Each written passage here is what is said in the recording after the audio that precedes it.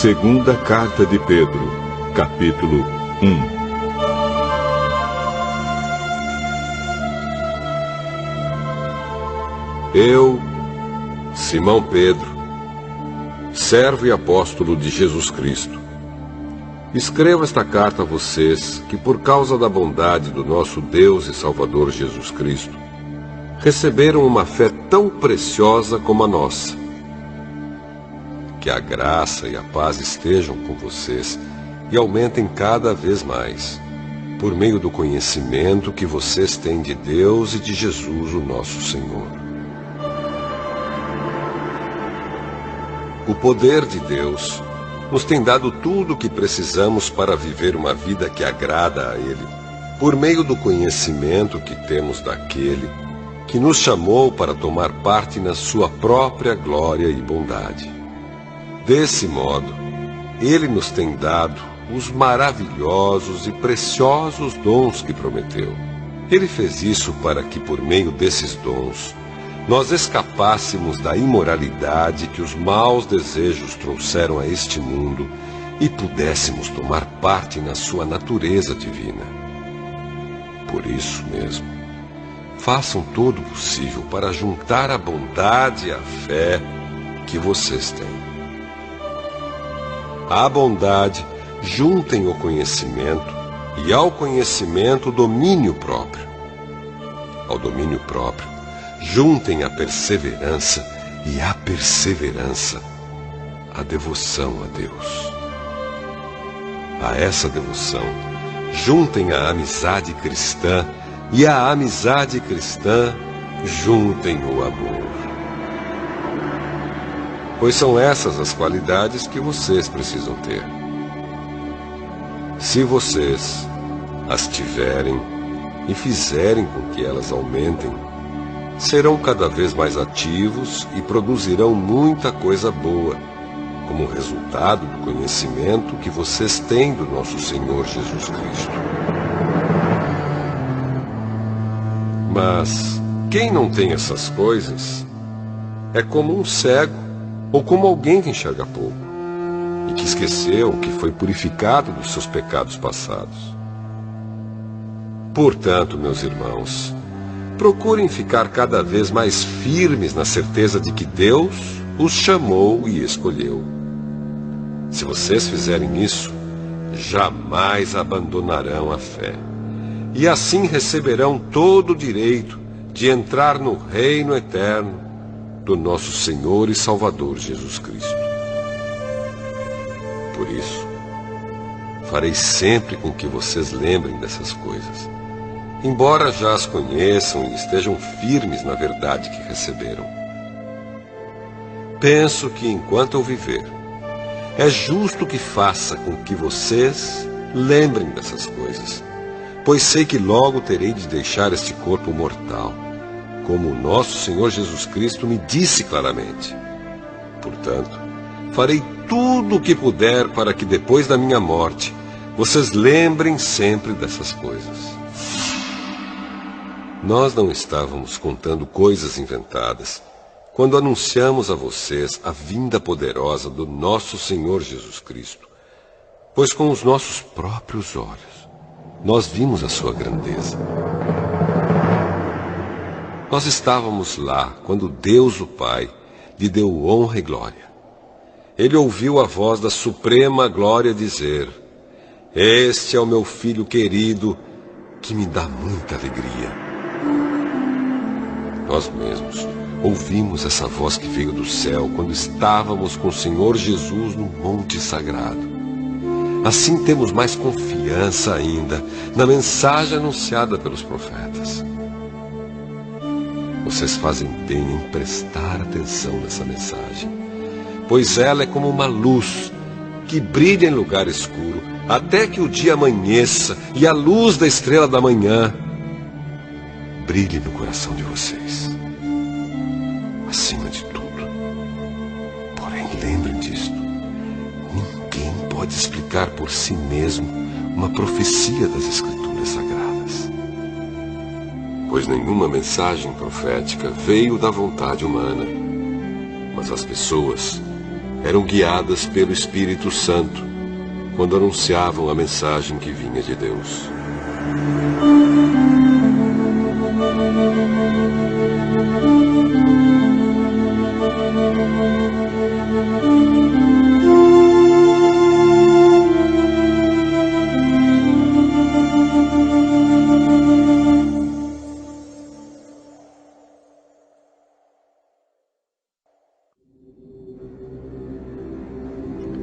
Segunda Carta de Pedro, capítulo 2. No passado, apareceram falsos profetas no meio do povo. E assim também vão aparecer falsos mestres entre vocês. Eles ensinarão doutrinas destruidoras e falsas e rejeitarão o mestre que os salvou. E isso fará com que caia sobre eles uma rápida destruição. Mesmo assim, muita gente vai imitar a vida imoral deles. E por causa desses falsos mestres, muitas pessoas vão falar mal do caminho da verdade. Em sua ambição pelo dinheiro, esses falsos mestres vão explorar vocês, contando histórias inventadas. Mas faz muito tempo que o juiz está alerta e o destruidor deles está bem acordado. Pois Deus não deixou escapar os anjos que pecaram, mas os jogou no inferno e os deixou presos com correntes na escuridão, esperando o dia do julgamento. Deus não deixou escapar o mundo antigo, mas trouxe o dilúvio sobre o mundo dos que não queriam saber de Deus. A única pessoa que ele salvou foi Noé, que anunciou que todos deviam obedecer a Deus. E Deus também salvou mais outras 7 pessoas. Deus condenou as cidades de Sodoma e Gomorra, destruindo-as com fogo, como exemplo do que vai acontecer com os que não querem saber dele. Ele salvou Ló, um homem bom, que estava aflito porque conhecia a vida daquela gente imoral. Todos os dias esse homem bom, que vivia entre eles, ficava muito agoniado ao ver e ouvir as coisas más que aquela gente fazia. Tudo isso nos mostra que o Senhor sabe como livrar das aflições as pessoas dedicadas a Ele. E também sabe como guardar os maus debaixo de castigo para o dia do julgamento. Ele castigará especialmente os que seguem os seus próprios desejos imorais e desprezam a autoridade dele. Esses falsos mestres são atrevidos e orgulhosos. Eles não têm nenhum respeito pelos gloriosos seres celestiais e os insultam. Ora, até mesmo os anjos, sendo muito mais fortes e poderosos do que esses falsos mestres, não os acusam com insultos na presença do Senhor. Mas esses homens agem por instinto, como os animais selvagens que nascem para serem caçados e mortos. Eles xingam aquilo que não entendem. Por tudo isso, eles serão destruídos como animais selvagens e pagarão com sofrimento o sofrimento que causaram aos outros. Eles têm prazer em satisfazer em pleno dia os seus desejos imorais. Quando se reúnem com vocês, são uma vergonha e um escândalo, divertindo-se o tempo todo com os seus modos enganosos. Não podem ver uma mulher sem a desejarem, e o seu apetite pelo pecado nunca fica satisfeito. Enganam as pessoas fracas e só pensam em ganhar dinheiro. Eles estão debaixo da maldição de Deus. Andam perdidos porque se desviaram do caminho certo. Seguem o caminho de Balaão, filho de Beor, que cobiçou o dinheiro que ia receber fazendo mal e foi repreendido por causa do seu pecado. Pois uma jumenta falou com voz humana e acabou com as loucuras do profeta. Esses falsos mestres são como poços sem água e como nuvens levadas pelo vento. Deus reservou para eles um lugar na mais profunda escuridão. Eles dizem coisas orgulhosas e loucas, e com os seus desejos impuros e imorais, enganam as pessoas que estão quase escapando daqueles que vivem no erro. Prometem liberdade a essas pessoas, mas eles mesmos são escravos de hábitos imorais, pois cada pessoa é escrava daquilo que a domina. Portanto, aqueles que chegaram a conhecer o nosso Senhor e Salvador Jesus Cristo e que escaparam das imoralidades do mundo, mas depois foram agarrados e dominados por elas, ficam no fim em pior situação do que no começo.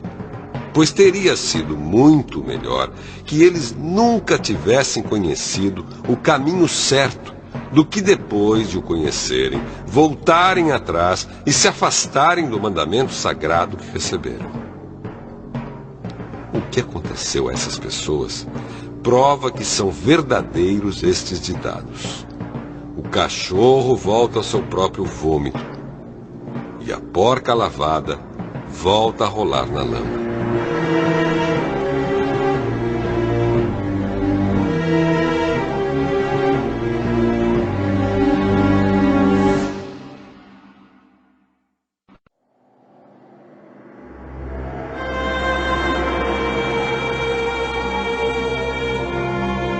Segunda carta de Pedro, capítulo 3.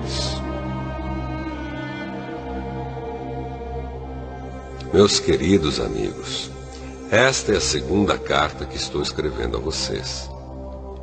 Nessas duas cartas, procuro despertar pensamentos puros na mente de vocês, fazendo com que lembrem dessas coisas. Quero que lembrem das palavras ditas há muito tempo pelos santos profetas e do mandamento do nosso Senhor e Salvador, que foi dado a vocês por meio dos apóstolos que anunciaram o Evangelho a vocês. Primeiro, vocês precisam saber que nos últimos dias vão aparecer homens dominados pelas suas próprias paixões. Eles vão zombar de vocês, dizendo: "Ele prometeu vir, não foi? Onde está ele? Os nossos pais morreram e tudo continua do mesmo jeito que era, desde a criação do mundo." Esses zombadores esquecem, de propósito, que há muito tempo Deus deu uma ordem e os céus e a terra foram criados. Esquecem que a terra foi formada da água e no meio da água, e também que pela água do dilúvio o mundo antigo foi destruído. Mas os céus e a terra, que agora existem, estão sendo guardados pela mesma ordem de Deus, a fim de serem destruídos pelo fogo. Estão sendo guardados para o dia do julgamento e da destruição dos que não querem saber de Deus. Meus queridos amigos, não esqueçam isto. Para o Senhor, um dia é como 1000 anos, e 1000 anos como um dia. O Senhor não demora a fazer o que prometeu, como alguns pensam. Pelo contrário, Ele tem paciência com vocês, porque não quer que ninguém seja destruído, mas deseja que todos se arrependam dos seus pecados. Porém, o dia do Senhor chegará como um ladrão. Naquele dia, os céus vão desaparecer com um barulho espantoso e tudo o que há no universo será queimado. A terra e tudo o que existe nela vão sumir. Sabendo que tudo isso vai ser destruído assim, então que tipo de gente vocês precisam ser? A vida de vocês deve ser agradável a Deus e dedicada a Ele. Esperem a vinda do dia de Deus e façam o possível para que venha logo. Naquele dia, os céus serão destruídos com fogo. E tudo o que há no universo ficará derretido. Porém, Deus prometeu, e nós estamos esperando um novo céu e uma nova terra, onde tudo será feito de acordo com a vontade dele. Por isso, meus amigos, enquanto vocês esperam aquele dia, façam o possível para estar em paz com Deus, sem mancha e sem culpa diante dele. Lembrem que a paciência do nosso Senhor é uma oportunidade para vocês serem salvos. Pois o nosso querido irmão Paulo, com a sabedoria que Deus lhe deu, escreveu a vocês sobre esse assunto. E foi isso mesmo que ele disse em todas as suas cartas quando escreveu a respeito disso. Nas cartas dele, há algumas coisas difíceis de entender, que os ignorantes e os fracos na fé explicam de maneira errada, como fazem também com outras partes das Escrituras Sagradas. E assim, eles causam a sua própria destruição. Mas vocês, meus amigos, já sabem disso. Portanto, tomem cuidado para não serem levados pelos erros de pessoas imorais e para não caírem da sua posição segura. Porém, continuem a crescer na graça e no conhecimento do nosso Senhor e Salvador Jesus Cristo. Glória a Ele, agora e para sempre. Amém.